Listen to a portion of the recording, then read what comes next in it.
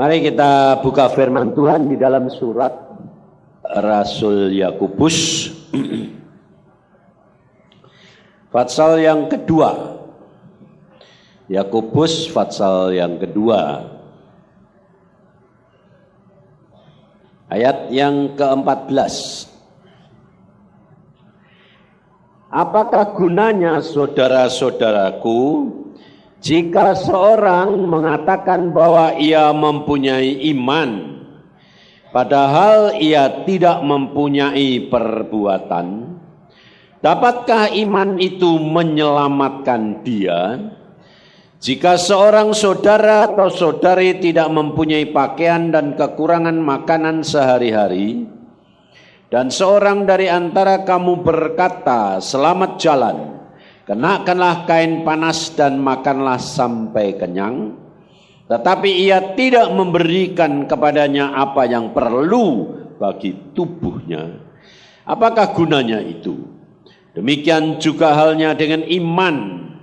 Jika iman itu tidak disertai perbuatan, maka iman itu pada hakikatnya adalah mati. Tetapi mungkin ada orang berkata, "Padamu ada iman dan padaku ada perbuatan." Aku akan menjawab dia, "Tunjukkanlah kepadaku imanmu itu tanpa perbuatan, dan aku akan menunjukkan kepadamu imanku dari perbuatan-perbuatanku." Engkau percaya bahwa hanya ada satu Allah saja, itu baik. Tetapi setan-setan pun juga percaya akan hal itu dan mereka gemetar. Hai manusia yang bebal, maukah engkau mengaku sekarang bahwa iman tanpa perbuatan adalah iman yang kosong? Bukankah Abraham bapa kita dibenarkan karena perbuatan-perbuatannya ketika ia mempersembahkan Iskak, anaknya di atas mezbah? Kamu lihat bahwa iman bekerja sama dengan perbuatan-perbuatan, dan oleh perbuatan-perbuatan itu iman menjadi sempurna. Dengan jalan demikian genaplah nas yang mengatakan, "Lalu percayalah Abraham kepada Allah, maka Allah memperhitungkan hal itu kepadanya sebagai kebenaran." Karena itu Abraham berseru, karena itu Abraham disebut sahabat Allah. Jadi kamu lihat bahwa manusia dibenarkan karena perbuatan-perbuatannya dan bukan hanya karena iman. Dan bukankah demikian juga Rahab pelacur itu dibenarkan karena perbuatan-perbuatannya ketika ia menyembunyikan orang-orang yang disuruh itu di dalam rumahnya, lalu menolong mereka lolos melalui jalan yang lain? Sebab seperti tubuh tanpa roh adalah mati, demikian jugalah iman tanpa perbuatan-perbuatan adalah mati. Saudara, kita pada hari ini harus benar-benar mendalami akan apa yang Tuhan mau. Iman tidak dapat dipisahkan dari salib. Iman tanpa salib kosong. Pembuktian iman adalah melalui salib. Maka dari itu saudara, Tuhan Yesus pada waktu di dalam dunia, dia selalu mengatakan, "Aku anak manusia. Aku anak manusia." Sebab dia ingin memberikan contoh kepada saudara dan saya, bagaimana menjadi manusia yang berkenan kepada Allah.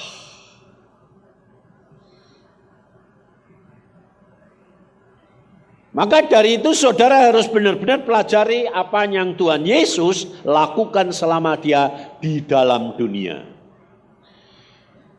Banyak orang membaca pelajaran firman yang dikatakan melalui Rasul Paulus. Rasul Paulus sendiri berpesan, Landasannya jangan ada yang lain kecuali Kristus. Kalau Tuhan mau membuat orang bertobat gampang, saudara, dia hanya berkata semua jadi.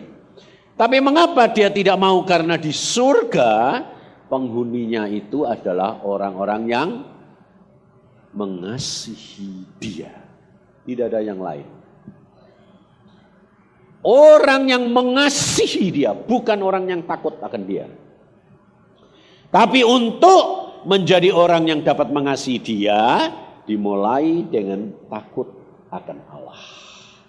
Permulaan hikmat. Tapi kegenapan hikmat, akhir daripada segala perkara, kasih. Maka dari itu saudara, kita harus mengerti bagaimana caranya mencapai kasih ini. Kita kerap kali taunya kasih karena diberi, minta, mendapat. Nah ini saudara salah. Untuk sampai kepada kasih, saudara dan saya harus melalui iman dan dibuktikan dengan salib. Tanpa salib, iman saudara dan saya tidak akan menjadi sempurna.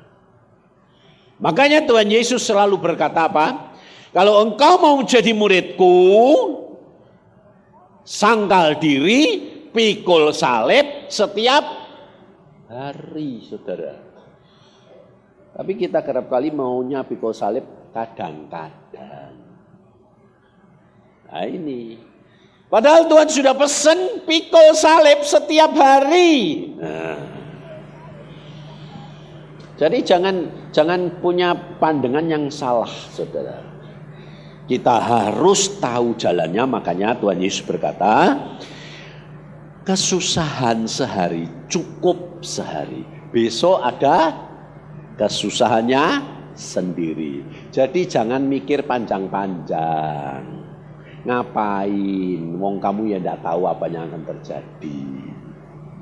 Ya toh? Nah, makanya itu saya bilang dulu saya waktu muda seperti kamu tidak bisa ngomong seperti sekarang. Sekarang saya kalau ngomong apa? Santai. Karena apa saudara? Karena ternyata setelah saya alami berpuluh-puluh tahun, nggak bisa apa-apa kita ini. Percuma, saya bilang. Nah, untungnya gini, saudara. Saya ini orang yang memang dibuat Tuhan. Ya, saya katakan buat karena memang saya ini tidak bisa bahasa, saudara. Bahasa Indonesia sekalipun tidak rapi. Sebab waktu sekolah di SD sampai SMA, tidak pernah bahasa Indonesia itu dapat 7. Maksimal 5,5. Jadi, waduh, aku sampai bodoh bahasa sekali, luar biasa loh. Tapi Tuhan itu bijaksana, saudara. Karena Tuhan tahu bahwa saya ini dilahirkan sudah memang bodoh dalam bahasa. Saya tidak dituntut untuk mengerti bahasa. Makanya saya diciptakan sama Tuhan. Tuhan itu selalu jalan. Dia punya jalan keluar. Nah, orang yang tidak tahu, tidak bisa bahasa, ya tidak banyak baca toh, ya toh. Apalagi bahasa asing, waduh sudah amit-amit. Sampai dikatakan, "Bok belajar Pak, saya itu dulu jangan kamu kira tidak sudah jungkir balik sampai les." Oh. Sekolah SMP itu loh, Inggris itu les. Sudah les tetap 4. Piye toh aku bilang. Tidak pernah bisa itu bagaimana aku bilang gitu. Nah, lalu Tuhan jalannya tidak lalu saya kamu mesti bisa. Loh, sebetulnya Tuhan bisa tidak kalau membuat aku pinter bahasa? Kenapa tidak dibuat?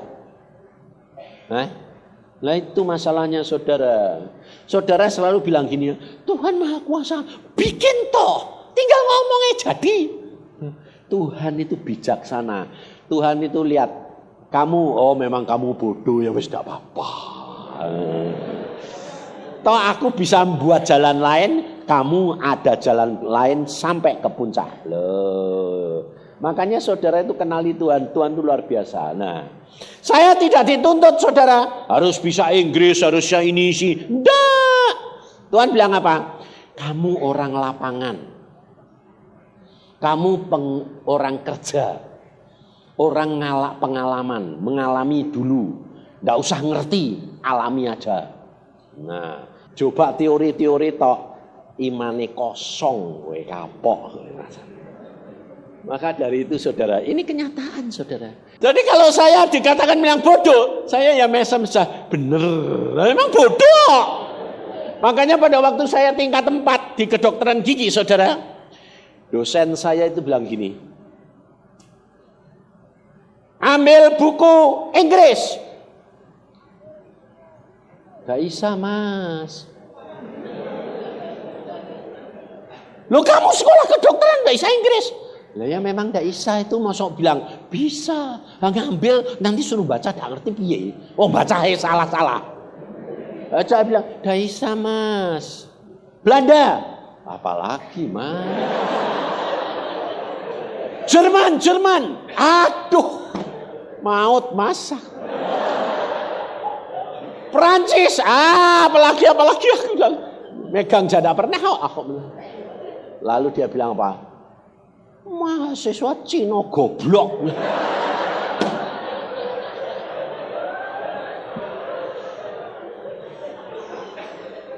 Kalau dikatain gitu tuh cemberut atau malah mesem? Pasti cemberut. Saya enggak. Malah mesem. Lah memangnya goblok kok. Saya ngomong terus terang saudara. Lah memangnya goblok kok mas? Aku bilang. Terus goblok ya ra sekolah atau masak.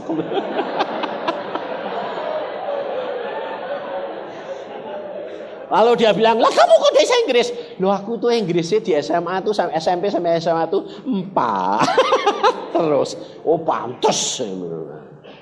Tapi saudara, dari kejujuran dan ketulusan itu, Tuhan mengubah kutuk jadi berkat. Ngerti enggak saudara? Makanya Tuhan itu selalu apa? Dia selalu ada jalan keluar.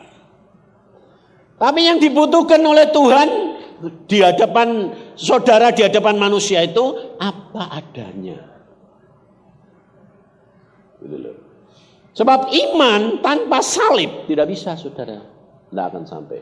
Kamu percaya sama Tuhan harus menghadapi. Kenapa saya menghadapi dosen model kayak gitu? Karena pada waktu saya mau mendaftar, Tuhan sudah ngomong sama saya. Kamu daftar sama dosen itu. Lalu aku bilang, Tuhan, itu paling benci Mbak Cino. Semua mahasiswa Cina itu tidak ada yang ujian sama dia. Karena dia paling benci sama Cina. Kok aku malah mau daftar itu sih Tuhan? Tuhan bilang apa? Aku mau kamu sama dia. Ya wis toh ya. Nah, iman toh? Iman. Tapi di pikiran di saya pikirnya, oh ini Tuhan mau membuat kekecualian. Gak ngerti yo, langsung masuk saudara duduk, langsung diomong itu. Kowe Cina kok wani tes sampai aku, mati aku. Belum sudah digituin saudara. Jadi pertama belum tes loh. Kamu Cina kok berani ujian sama saya? Digituin saya. Saya itu paling benci Cina. Ya aku bilang, loh mas, nah, saya itu mahasiswanya mas kok. Gak boleh tes sama mas. Tapi kan kamu tahu toh saya benci. Lah, tapi saudara saya bilang, ya jangan benci dong mas, aku bilang. Ternyata saudara ini pengakuan dia sendiri.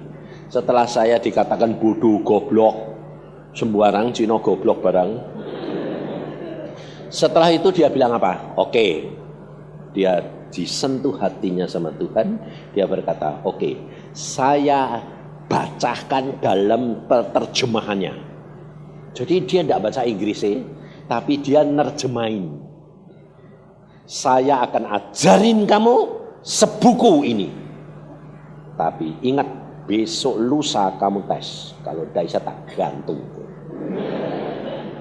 Wah. Saya malah, wah puji Tuhan. Sebab saya itu punya kelebihan, saudara. Kelebihannya apa? Dek denger masuk. Dek baca ora masuk, nggak ngerti sekali. Jadi kalau diceritani itu nempel, saudara loh. Karena bekas punya kok fotokopi kaset. Punya alat rekam itu punya saya dulu. Jadi saya tidak masalah diceritain 3 jam, saudara. Nah, ya mana ada dosen orang benci diceritani 3 jam. Setelah itu ngerti mas. Lusa datang tes.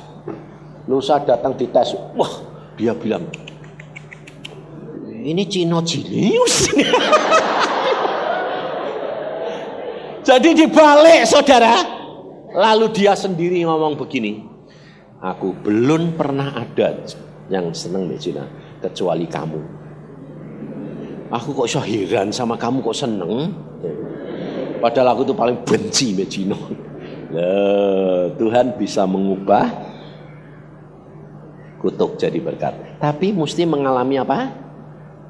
Salib, dihina, diejek. Tidak bisa, saudara. Iman tanpa salib, saudara tidak akan lengkap. Maka dari itu hikmat dunia itu beda sama hikmatnya Tuhan. Hikmat dunia satu kebodohan bagi Allah, tapi hikmat Allah satu kebodohan bagi dunia.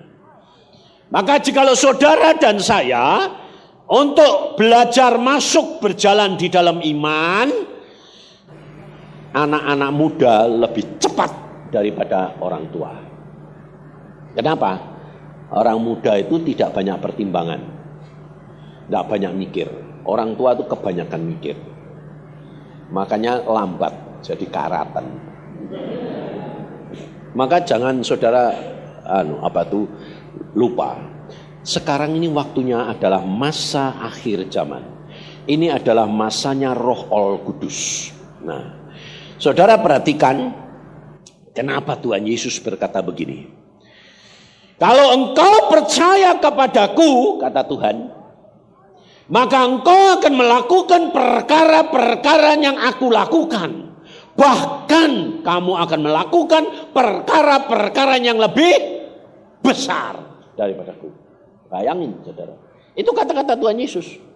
Apakah iman saudara lebih besar daripada imannya Yesus? Tidak. Tapi mengapa Tuhan Yesus berkata begitu? Karena Tuhan mengajar, memberi contoh kepada saudara, bahwa pada waktu dia di dalam dunia, yang melakukan bukan dia, tetapi Roh Kudus. Nah, ini saudara harus tahu. Kita kerap kali, ya aku kan tidak bisa kayak Tuhan Yesus, sing suruh kamu jadi kayak Tuhan Yesus apa? Tidak, Tuhan tidak menuntut kamu lebih daripada Tuhan Yesus, tidak. Tetapi Tuhan menuntut kamu apa adanya. Karena apa? Yang melakukan di dalam kamu bukan kamu, tapi Roh Al Kudus. Makanya baca di dalam Lukas 5, nanti kan saudara tahu.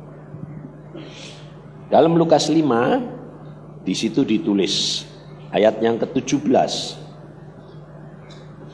Saya tekankan ini selalu, saudara, karena Tuhan berkata, ini tekankan supaya mereka itu menyadari, mengerti, dan memberitahukan di dalam hati dan pikirannya. Supaya saudara itu ayat ini mengerti benar-benar. Ayat Lukas 5 ayat 17. Pada suatu hari ketika Yesus mengajar, ada beberapa orang Farisi dan ahli Taurat duduk mendengarkannya. Mereka datang dari semua desa di Galilea dan Yudea dan dari Yerusalem. Kuasa Tuhan menyertai siapa? Dianya siapa? Yesus. Sehingga ianya siapa? Yesus dapat menyembuhkan orang sakit. Sekarang dia sama ianya ganti kamu, saya. kuasa Tuhan menyertai saya sehingga saya bisa menyembuhkan orang sakit. Nah, siapa yang melakukan? Kuasa Tuhan. Siapa kuasa Tuhan? Roh Kudus.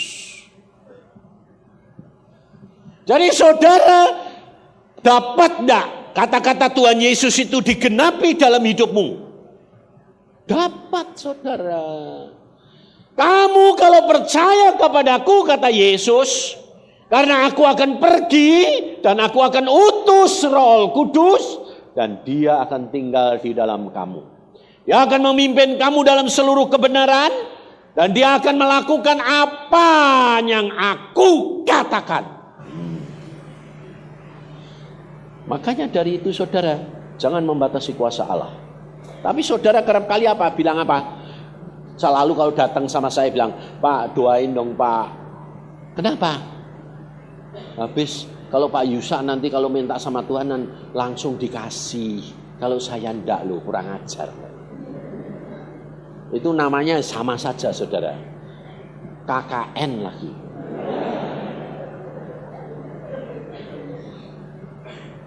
Loh, sebetulnya itu hidup di dalam Tuhan itu ada KKN pada. Ayo, ada KKN enggak? Ada. Enggak bisa enggak KKN. Jadi yang enggak KKN itu apa? Teori, prakteknya tetap KKN. Tapi ini saya ngalami sendiri. Iin satu saat Iin bilang gini, Pak, ada apa? Papa sembahyang dong sama Tuhan buat saya. Hah? Kok aneh? Ngapain? Papa memang nyembayangi kamu. Enggak, dalam hal ini Pak, ujian ini aku enggak bisa naik tingkat ini. Tuhan bilang, aku enggak bisa naik tingkat. Ujian itu sudah dilihatkan saya 2 kali Pak, gagal terus. Saya enggak akan bisa mencapai itu. Nah, terus aku nangis, aku sembahyang sama Tuhan. Tuhan, aku enggak bakal bisa Tuhan. Jawaban Tuhan lucu enggak? Kamu memang enggak bakal bisa. Loh, nangisnya tambah double. Iya Tuhan, aku enggak bakal bisa Tuhan. Nah iya, terus bagaimana? Tuhan itu ngasih bocoran. Kamu ngomong sama bapakmu suruh minta kepadaku. Sebab kalau bapakmu yang minta, hatiku tidak tahan, tidak memberi.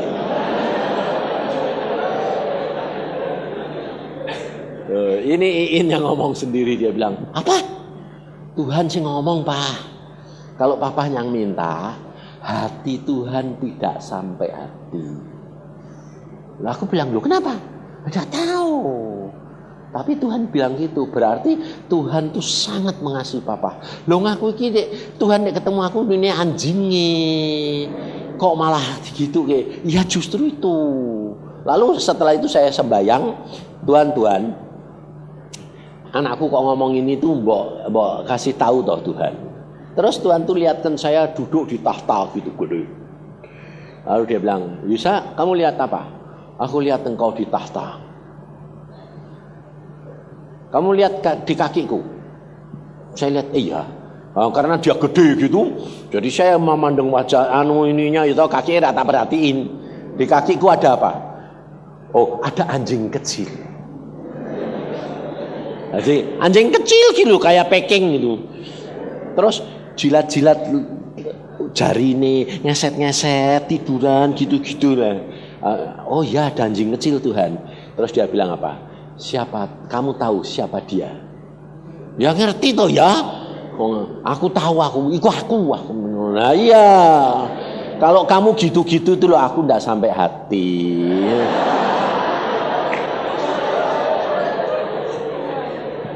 Jadi saudara tahu kenapa kok kita itu saya diumpamakan anjing, saudara tahu? Tuhan berkata, kalau kamu direndahkan, berarti di hadapan Tuhan kamu ditinggikan, saudara tahu. Apa artinya Tuhan berkata? Karena kamu sudah rela direndahkan. Menerima caranya bagaimana? Kalau kamu direndahkan, kamu cara menerimanya itu bagaimana? Kalau kamu masih tersinggung, kalau kamu masih gengsi, itu tandanya saudara belum pakai apa? Jubah kerendahan hati. Saudara tahu.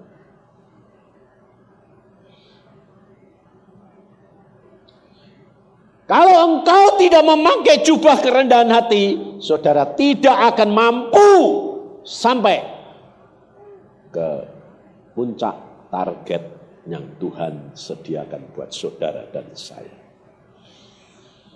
Karena Tuhan Yesus berkata kepada perempuan Kanaan, tidak layak diambil roti buat anak-anak, diberikan anjing. Lalu perempuan itu berkata apa? Benar loh. Benar dah? Tidak kesinggung dah? Malah bilang, benar. Persis saya dah. Siapa itu? Saya. Iya dah? Iya, benar. Itu memang kamu. Tapi saya tidak kesinggung, saudara. Seneng malahan. Lumayan jadi anjingmu. Daripada dari anakmu tapi tidak kumpul sama kamu. Iya dah? Lalu dia berkata pada perempuan Kanaan, besar imanmu. Besar imanmu ibu. Jadi sesuai dengan apa yang kamu minta. Loh, anaknya sembuh. Tidak usah ditengking, tidak usah diusir, tidak usah diapa-apain. Hanya Tuhan berkata, besar imanmu. Jadi saudara tahu, salib salah satunya adalah kerelaan untuk menanggung derita. Salib, kerelaan untuk menanggung apa yang Yesus katakan. Iman. Maka pada waktu Tuhan berkata kepada Abraham, serahkan anakmu tunggal itu. Korbankan. Bayangin saudara, itu bertentangan dengan firman Tuhan dan rencana Allah. Bukankah Tuhan berkata kepada Abraham, melalui anakmu ini aku akan membuat turunannya seperti bintang di langit, seperti pasir di lautan, tidak terhitung. Tapi Tuhan berkata apa? Korbankan. Bukan cuma diserahkan, sembelih. Tidak masuk akal. Tapi kenapa saudara? Kamu baca Alkitab, nanti kan saudara tahu. Abraham pada waktu diperintah Tuhan begitu, dia ngasih tahu Sarah pada istrinya. Enggak ada? Kenapa? Ini anaknya kan anaknya orang dua toh. Tapi kenapa kok Sarah enggak dikasih tahu? Ngerti saudara? Enggak tahu toh? Aku ya enggak tahu.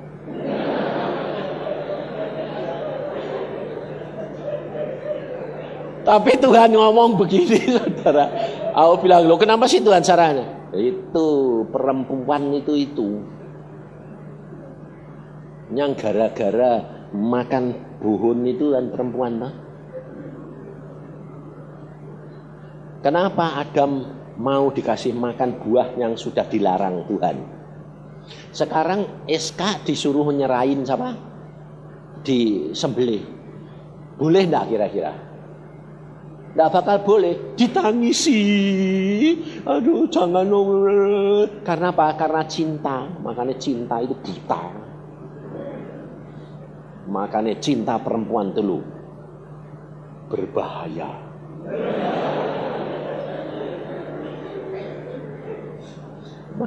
Makanya saya bilang, loh Tuhan kok tidak dikasih tahu Sarah sih Tuhan? Abraham itu bijaksana. Loh, kok aneh? Loh tidak dikasih tahu bijaksana? Iya, karena dia lebih mengasihi aku daripada mengasihi istrinya. Tidak tahu? Tuhan selalu kepengin, saudara, mendidahulukan dalam segala perkara, tidak mau dikalahkan.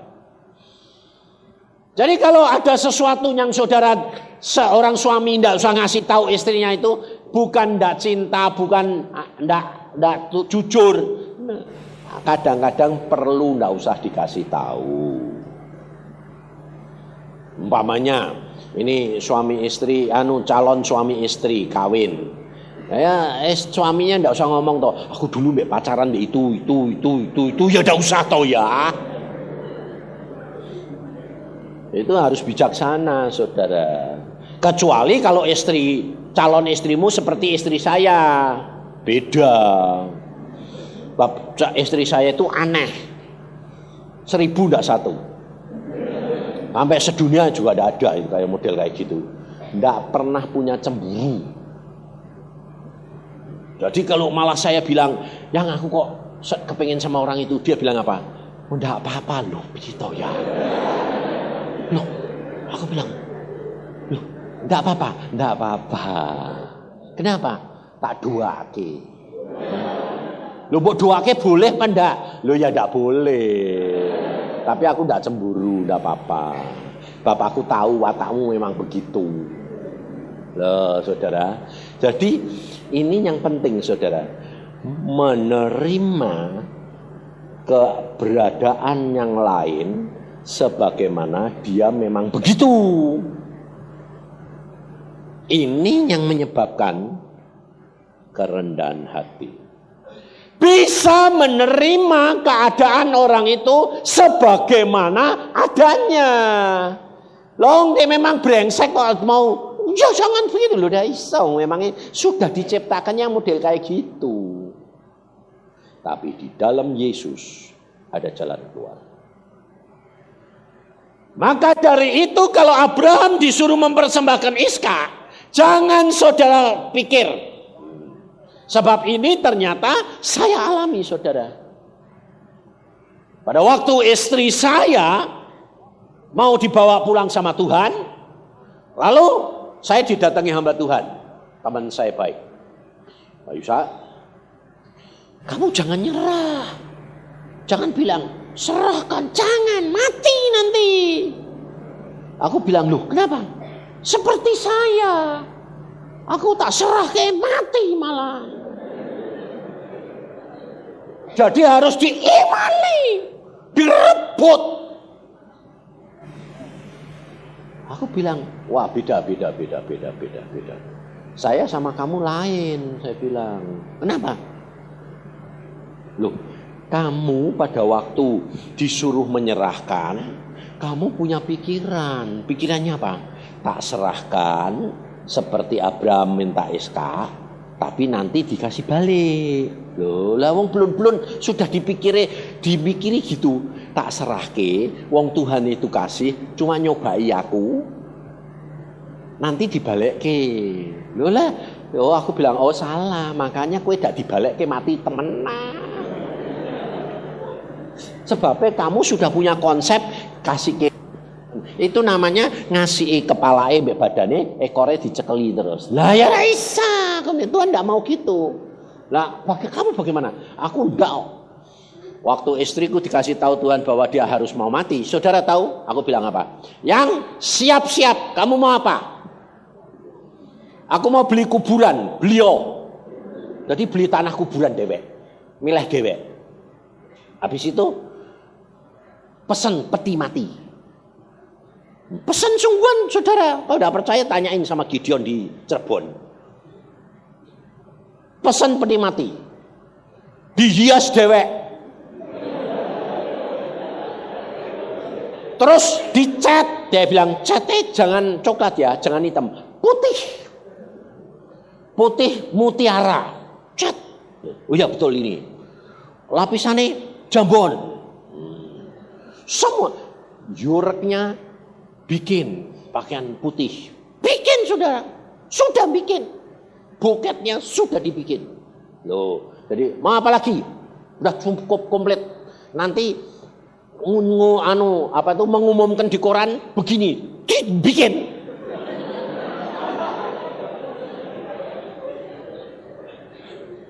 Sudah? Wes. Siap, siap. Sembayang. Tuhan, sudah komplit, wes siap pulang. Loh, jadi kayak SK sungguh-sungguh. Abraham itu begitu, saudara. Dia diikat, dipotong sungguh. Pisau di leher dipotong. Nah, baru Tuhan berkata, jangan sembelih anakmu.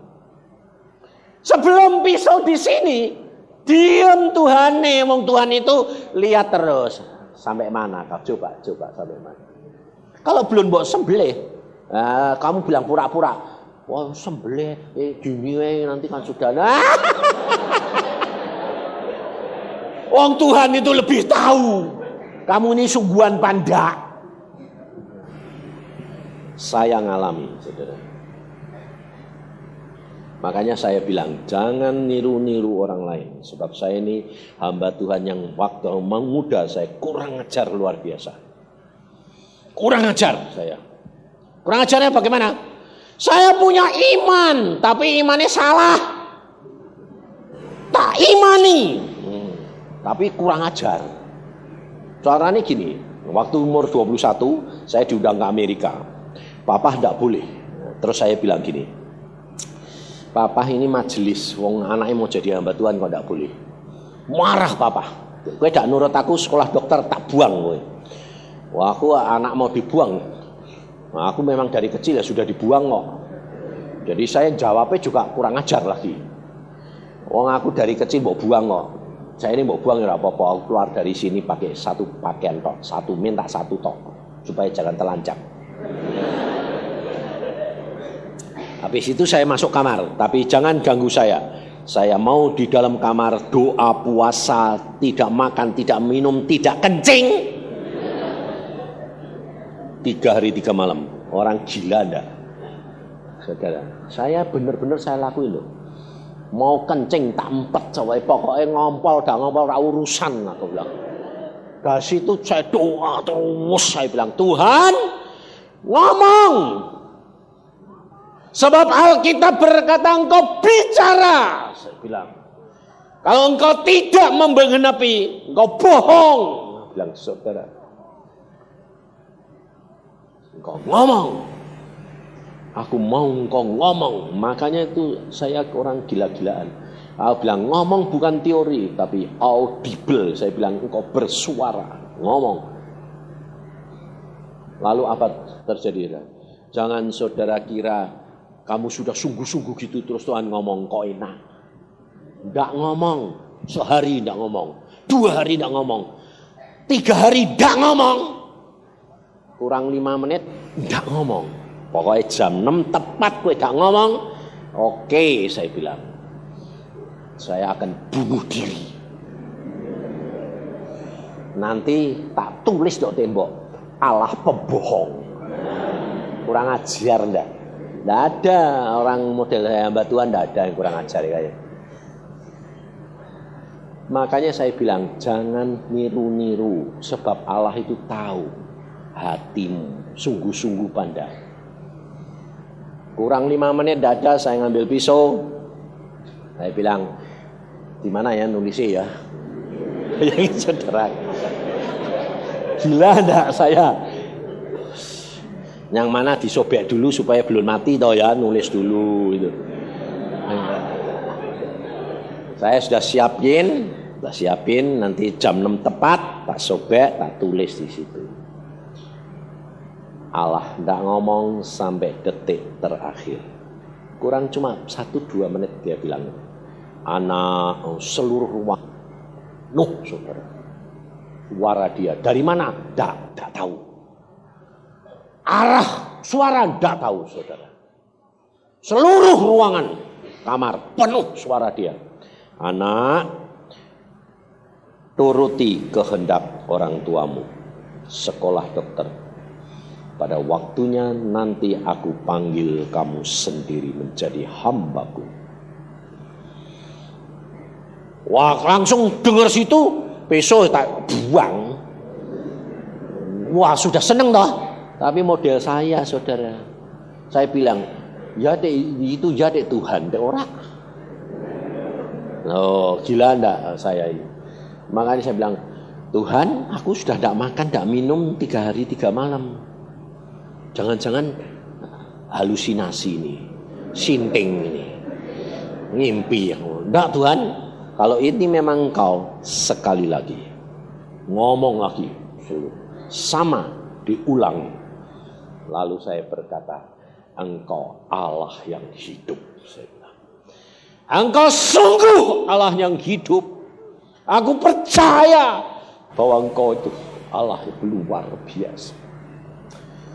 Engkau ngerti kerelaan, kemauanku, mau mati untuk Engkau mau, asalkan Engkau nyata di dalam hidupku. Dan Tuhan berkata selanjutnya, keluar sekolah. Saya keluar. Lalu bapak saya bingung, saudara. Bingung dia. Pak, minta duit. Ngapain? Katanya konsulah dokter. Ya sudah sini, duit. Loh kenapa? Tuhan yang ngomong, saya suruh sekolah dokter. Nurut papa. Wah gitu dong. Saya pergi saudara. Ke Surabaya tutup, Jakarta tutup. Sudah habis, sudah telat saudara. Ke Jogja tutup. Nah, aku bilang, mateng tutup kabeh. Waktu saya lewat di kedokteran gigi, ada tulisannya saudara. Masih diterima pendaftaran dokter gigi pria. Oh, sebab kebanyakan perempuan, kurang lagi. Nah, saya dokter gigi ya dokter toh ya, pokoknya daftar wae lah. Ora ndak disyarati mbek bapakku dokter umum kok. Pokoknya dokter kok ya aku dokter gigi padha wae lah. Ya Tuhan ya, masuk wae ya. Masuk saudara, jadi dokter gigi. Padahal dari kecil paling tidak seneng sikatan.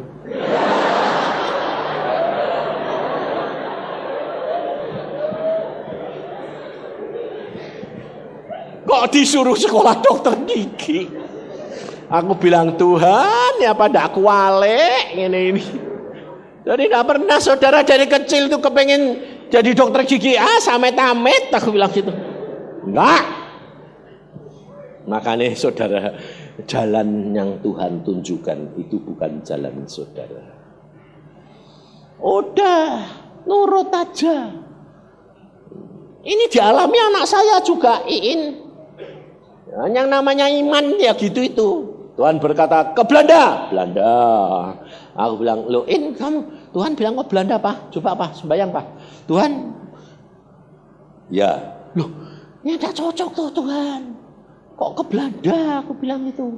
Oh sekarang saja kamu ngasih uang aku tiap hari cuma 300.000. Ke Belanda ongkosnya 300.000. Lah aku mau makan apa? Aku bilang itu. Ngongkosi dia 300.000. Loh, Tuhan bilang yang nyuruh ke Belanda ya aku bukan kamu. Lah terus nanti bagaimana? Ya nanti tak biayai, tidak usah khawatir. Ya sudah. Yain berangkat. Saudara tahu? Dia berangkat sana. Enggak punya persiapan apa-apa. Enggak tahu apa-apa. Ya sampai sana des. Mau minta tiket student malah digitain gini. Oh jangan minta tiket student. Nanti syaratnya ini macam-macam. Enggak bisa. Lah terus piye? Turis ya wis. Wis nurut bae. Sampai sana jadi turis saudara. Enggak punya kenalan lagi. Lupa ini kita ketemu siapa? Ya wis lah masa bodoh lah aku. Pokoknya nurut Tuhan melaku yang gelundung wae lah aku. Wis gitu aku ndak bisa bahasa Belanda deh, ora bisa apa-apa ya toh. Mamae yang bisa tak ajak bilang, "Kamu ikut kowe sing bisa Belanda." Lah wis. Jadi pada waktu di di imigrasi saudara, bingung saudara. Tanyaannya Belanda tok, ambek Inggris. Nah, aku ndak ngerti kabeh ini piye. Maju ke depan ndak boleh dua-dua, satu-satu. Suami istri aja ndak boleh.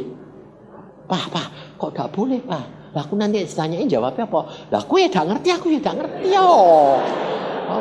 Jadi kowe sik apa aku sik padha wae to ya. Wong padha ora ngertine. Terus anak Iin bilang gini, tapi aku takut Pak. Lah iya, bapak ya. Sojo ti. Lah terus piye ini? Kowe sembayang. Piye carane? Tengking. Dalam nama Tuhan Yesus. Berdua boleh. Kowe sembayang gitu, aku tak nengking satu nih. Dalam nama Tuhan Yesus, jangan tanya apa-apa.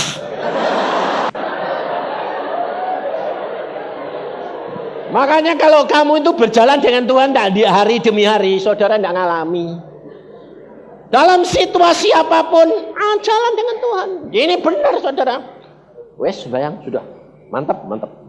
Sampai waktu tidak usah tanya. Dalam nama Yesus.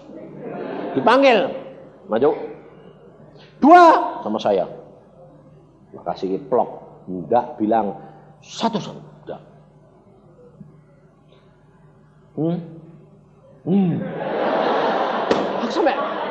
Sampai melongo sudah.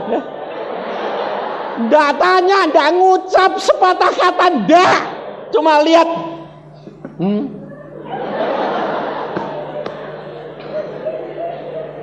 Kita ngalami lah, saudara enggak percaya. Andal dah. Kita ngalami semua, saudara. Sampai di sana jedet. Ketemu anaknya Tony di Belanda. Om, ikut aku om. Langsung dia, wah om, Tuhan itu luar biasa om. Kenapa? Om datang, besoknya itu ada aturan, sebelumnya itu sehari om belum datang. Ada peraturan sekolahan di Belanda. Dibentuk panitia penerimaan mahasiswa Indonesia. Diurus semuanya, dia yang ngurus. Bayangin saudara. Jadi saya tidak usah pakai stiden, daftar aja, plak diurusin semua. Nah, masalahnya saudara, pada waktu sampai minta sponsor, saya yang bingung. Sponsornya harus gajinya 4.000 gulden. Waduh, aku bilang, ya mana ada, wong kenalan aja tidak ada. Aku bilang, Tuhan, sponsornya siapa? Terus Tuhan bilang, duduk diem. Wes, duduk diem, saya peduli. Santai saya, lihat-lihat. Minggu ke gereja. Tuhan bilang, pergi gereja. Ya wes.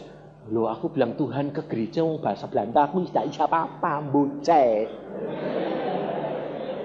Wong denger ya tidak ngerti ya tahu bahasa Belanda kabeh. Tuhan bilang, ikut aja. Lah, sama anak mahasiswa ini diajak ke luar kota, saudara. Ke kota yang lain. Lah, aku tidak ngerti. Ya om, ke gereja mana? Bahasanya apa? Belanda. Lah, ibu cetak aku minum. Tapi ya wis lah, ya yuk. Duduk di belakang, saudara. Lah, saya kan tidak tahu, saudara. Kalau di Belanda itu ada aturan, saudara. Tidak boleh, apa itu? Ini loh, apa itu? Glegean itu apa? Hah? Apa itu? Hah? Apa? Lah aku ora ngerti kok ya sendawa apa-apa. Lah aku wonge memang piye ya to wong keluar ya. Ya tak keluar gitu ya saudara. Saruangan noleh kabeh.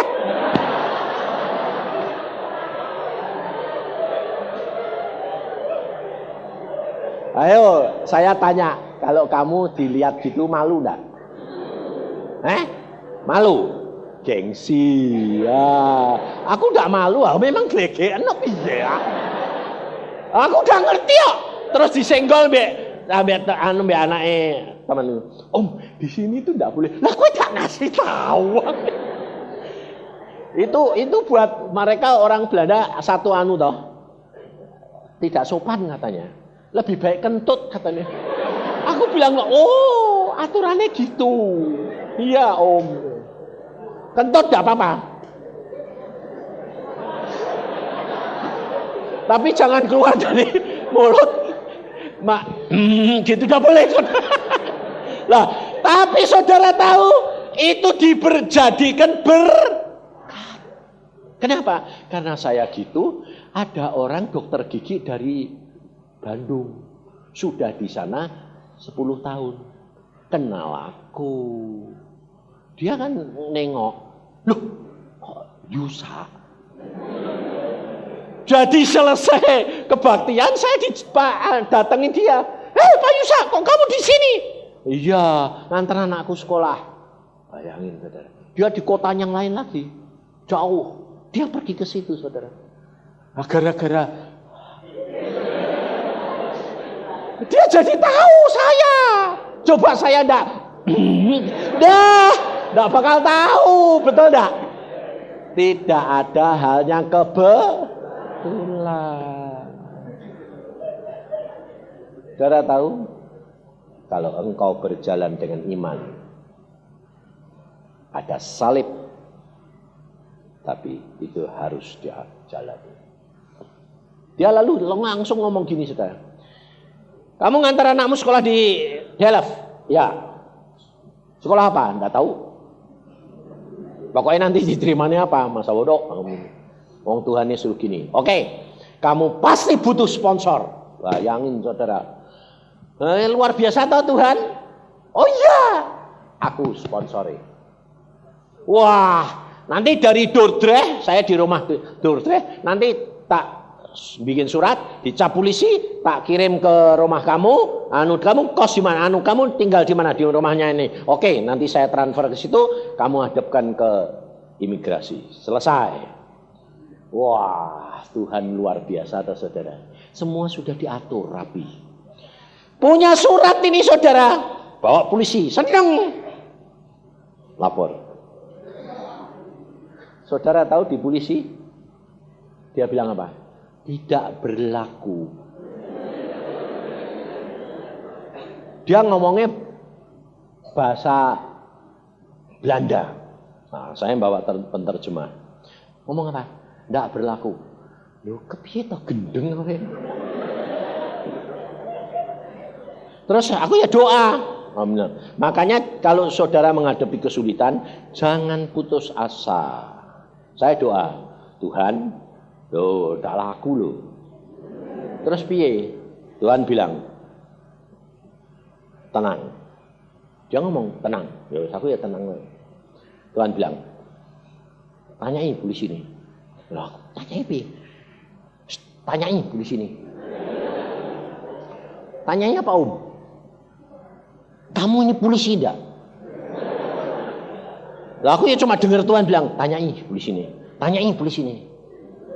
Terus tanya apa Om? Tanya apa Tuhan? Kau ikut polisi tak? Dia tanyain, kamu tuh polisi tak? Terus ya ini penterjemah saya ini, mahasiswa ini ya nurut. Kamu polisi tak? Dia polisi toh? Dia tanya, kamu polisi tak? Polisinya manggut-manggut gini. Iya, aku polisi. Terus Tuhan bilang, yang ngecap ini siapa? Aku bilang, yang ngecap ini siapa? Polisi. Polisi mana? Dordrecht. Polisi Belanda ada. Kamu polisi Belanda.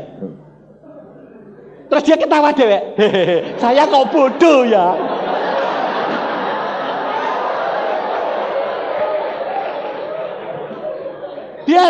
Dia ngomong cewek. Saya tanya situ Tuhannya sudah diem. Aku bilang, yang ngecap saya ini siapa? Polisi. Kamu polisi dah? Ya. Kamu polisi Belanda. Yang ngecap ini polisi Belanda. Dia bilang, betul. Aku polisi Belanda. Yang ngecap polisi Belanda. Kok aku tidak percaya sama polisi Belanda? Berarti aku tidak percaya sama diriku dewek. Oh ya betul. Berlaku. Bayangin. Ngerti tidak saudara? Jadi kalau saudara itu berjalan dengan iman apa? Iman yang rema. Jadi kalau saudara sudah dengar firman Tuhan dan kehendak Tuhan, itu yang kau jalankan. Bukan logos kamu imani. Salah. Jangan nanti Aku kepengen ini, tak imani. Nah, tak bisa saudara, itu salah. Tapi saudara berdoa, kalau saudara kepengen, saudara berdoa, kalau Tuhan sudah berfirman, itu imani. Nah, untuk jalan menyampai kegenapan, ada harga salib yang harus dibayar. Tanpa salib tidak bisa. Jadi segala hambatan, segala itu tenang aja. Sebab kalau sudah Tuhan berfirman, mesti jadi. Jadi saudara tidak usah takut. Saya ngalami hari demi hari. Tapi saudara perhatikan, jangan mengatasi masalahmu, kesulitanmu dengan caramu sendiri. Ini dialami oleh Iin, anak saya. Dia juga sukar bahasa Belanda. Waktu sekolah di sana sudah diterima, harus tes Belanda, saudara. Dia tes 1 kali tidak lulus, 2 kali tidak lulus, ketakutan. Sebab kalau ketiga kali tidak lulus, ditolak dan tidak boleh sekolah di Belanda. Saudara tahu apa yang dilakukan Iin? Make joki, saudara. Jadi di depan dia, itu teman dia yang pinter, dia nyontek. Lulus dia. Dia lulus bahasa Belanda, tapi pulang Tuhan ngomong sama dia.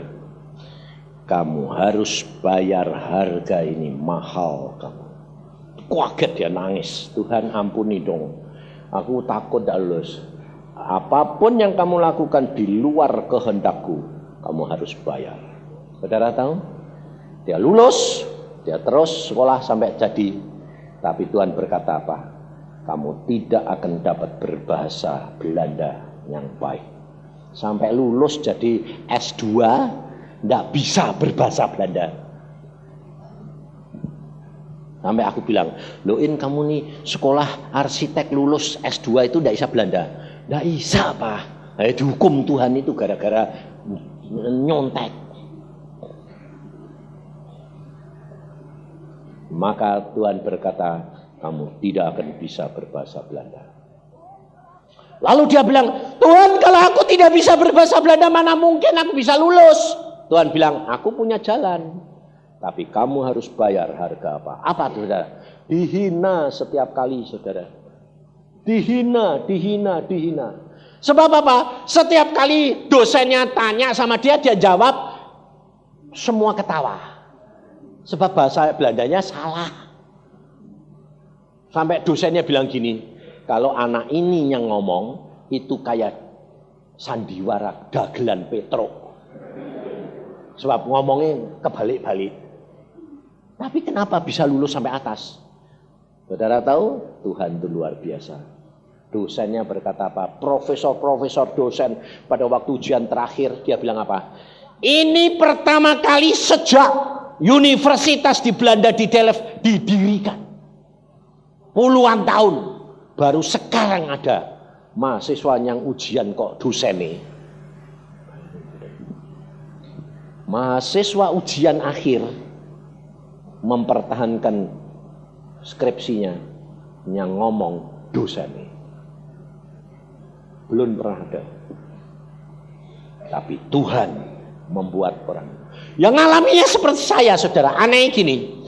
Papa tahu dosen yang mempertahankan saya itu adalah dosen yang paling benci orang luar negeri tidak bisa bahasa Belanda.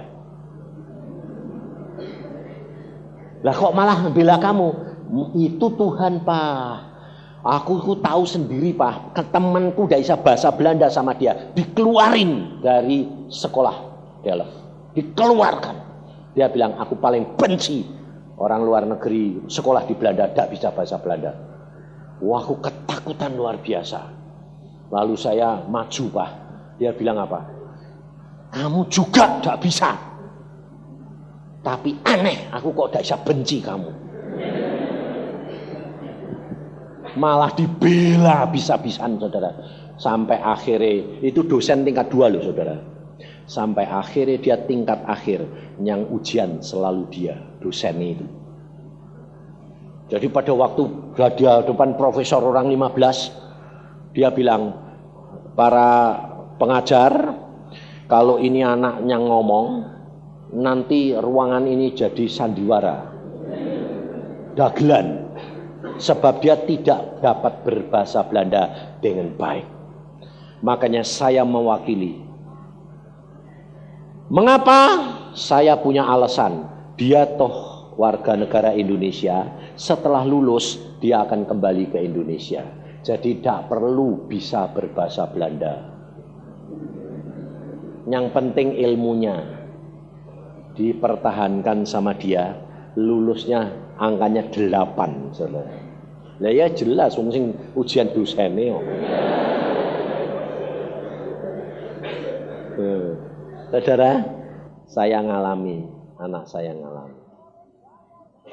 Tapi harus bayar harga yang Tuhan sudah siapkan. Rela dihina, rela diejek. Mau enggak? Mau. Ya sudah. Jadi saudara. Nah ternyata setelah jadi, sampai di Indonesia Tuhan bilang, enggak usah kerja. Loh kenapa Tuhan? Lah sekolah 7 tahun ilmu kayak gitu kok enggak usah kerja, kenapa Tuhan? Jadi hamba Tuhan baik. Lah kenapa enggak sekolah Alkitab? Lah aku justru kamu sekolah di Belanda itu aku membentuk kamu. Belajar Alkitab mengalami. Saudara tahu? Roh Kudus ngajar dia. Saudara dan saya diajar oleh Roh Kudus, bukan teori. Teori itu di sekolahan. Tapi kalau Roh Kudus yang mengajar saudara dan saya, praktek setiap firman Tuhan. Alami, lakukan. Makanya Tuhan berkata, kamu harus menjadi pelaku firman. Bukan sekedar dengar, bukan sekedar mengerti, tetapi harus melakukan. Caranya bagaimana? Roh Kudus yang akan mengingatkan firman dan kamu alami. Saudara tidak akan lupa seumur hidup. Makanya saya bilang, saya ngalami seluruh isi Alkitab. Aneh-aneh. Tapi itu Tuhan. Makanya jalan saja setiap hari saudara. Baca firman. Ngadepi apa saja, jalankan. Ngomong sama Tuhan. Tuhan Roh Kudus, apanya aku harus lakukan? Lakukan saja. Kalau Tuhan ngomong, ingatkan firman, jalani aja. Pasti sampai. Nanti kan saudara melihat kemuliaan demi kemuliaan. Sampai dipegang polisi loh. Yang aku ngomong, oh Tuhan salah jalan, dipegang sama Pak Samudi. Nyopir dia yang nyopir dipegang. Loh Sam, kok ya polisi kok dipegang? Salah apa ya? Waduh Tuhan dipegang aku bilang. Terus piye? Wah ini bingung, pendeta bingung. Meh nyogok bingung, salah. Ya toh, wong pendeta, loro-loro pendeta iki. Kan nyogok salah, ndak nyogok telat khotbah. Aku bilang gini, Tuhan dipegang ini piye? Ngomong wae toh. Ya aku ngomong. Enggak apa-apa, aku bilang salah jalan Pak sana.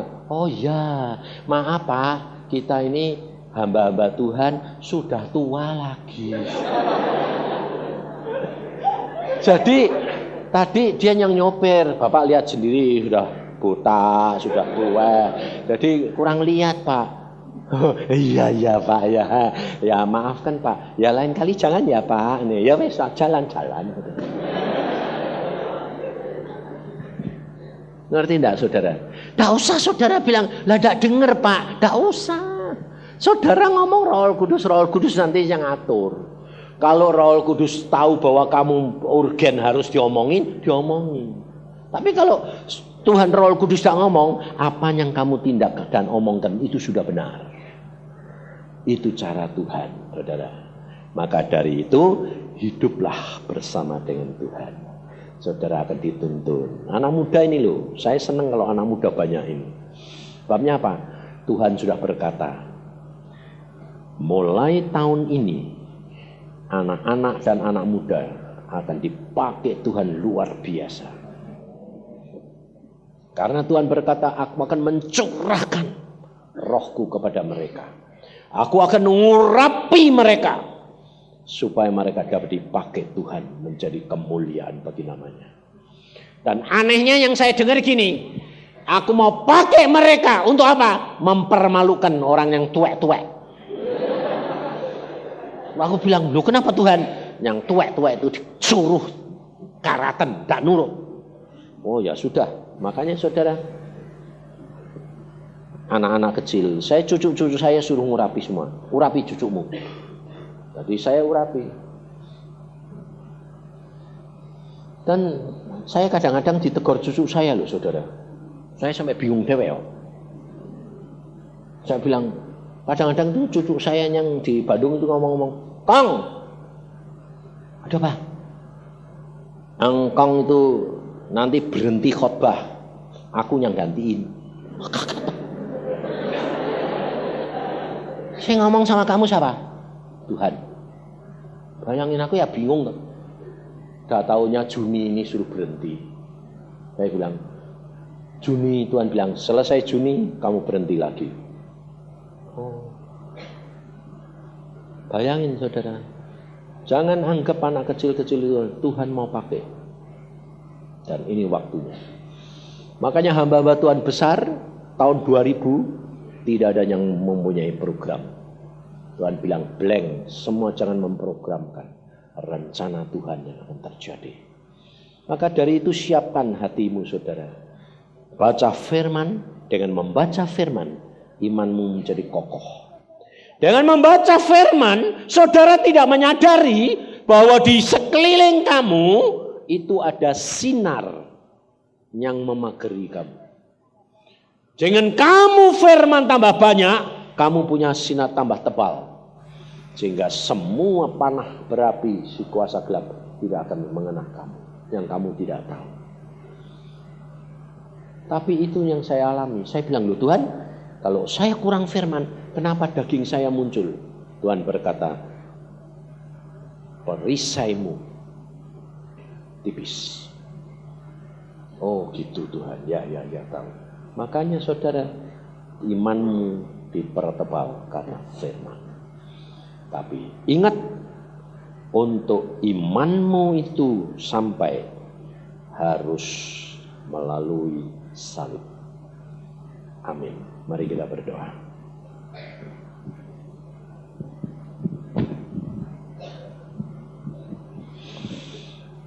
Tuhan Yesus, firman-Mu sudah hamba sampaikan.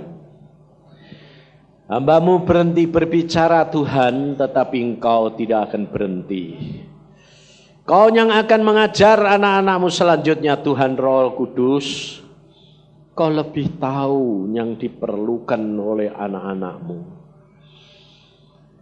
Pribadi demi pribadi, tidak ada yang tersembunyi di hadapan hadirat-Mu Tuhan. Mereka perlu mengalami secara pribadi.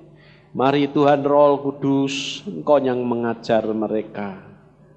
Supaya mereka tahu, mengalami sendiri bahwa Engkau sangat mengasihi mereka.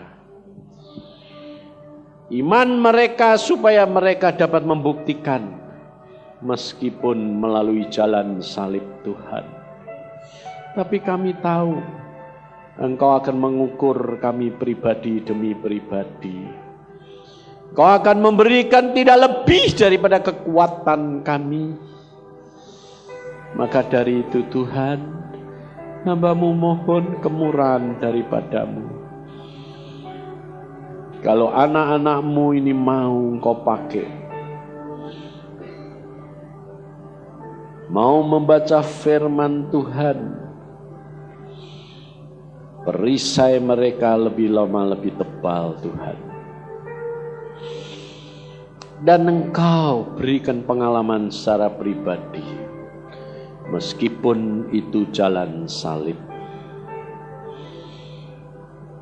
Tapi hamba-Mu mohon kemurahan daripada-Mu. Tanpa jubah kerendahan hati, kami tidak akan sampai Tuhan. Tanpa jubah kerendahan hati, kami tidak akan sampai Tuhan. Kami tidak akan mampu Tuhan.